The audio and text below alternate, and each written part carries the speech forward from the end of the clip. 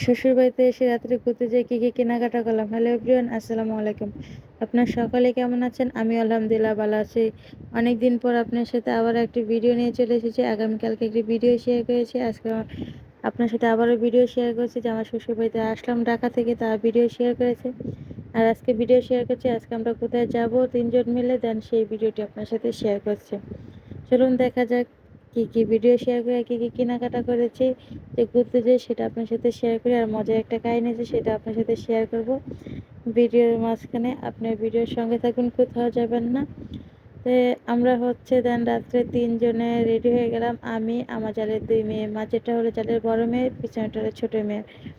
বড় বোনের নাম হচ্ছে তানিয়া, ছোট বোনের নাম রুনিয়া, আর আমার নাম তো সীমা, আপনারা সকালে জানেন। তা আমরা তিনজন একটু আর কি ভিডিও করে নিচ্ছিলাম এই পাশে, যে তিনজনে যে আমরা একটু দুষ্টামি করছিলাম যে কিভাবে কি করব। সেটাই হচ্ছে আমরা চলে গেলাম ঘুরতে।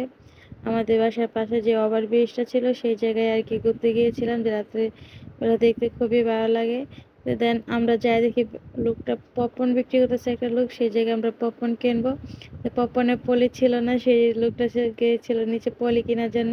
আর এদিকে আমরা এদিকে পপকর্ন বিক্রি করছিলাম, এই জায়গায় দাঁড়ায় লোকটা পপকর্ন একটা বাট বিক্রিও করেছিলাম। যে দেন চিন্তা করছি যে আমরা কিনছি আমাদের জন্য, যেহেতু পরে নিতে গেছে তার জন্য আর কি।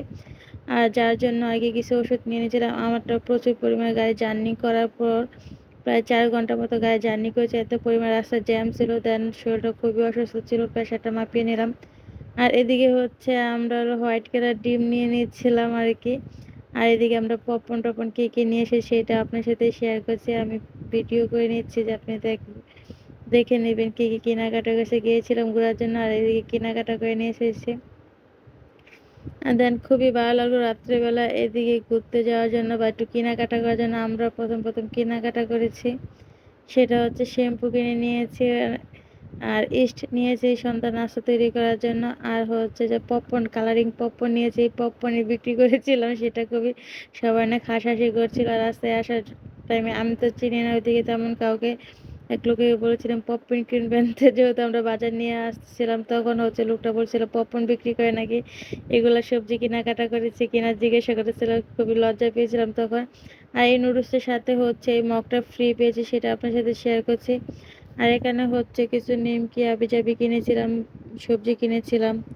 ধনিয়া ফাঁকি শেষ হয়ে গেছে, দুপুর রান্না করতে যাই দেখি তার কি লেবু নিয়েছি, ধনিয়া ফাঁকি নিয়েছি, পুঁই শাক নিয়েছি।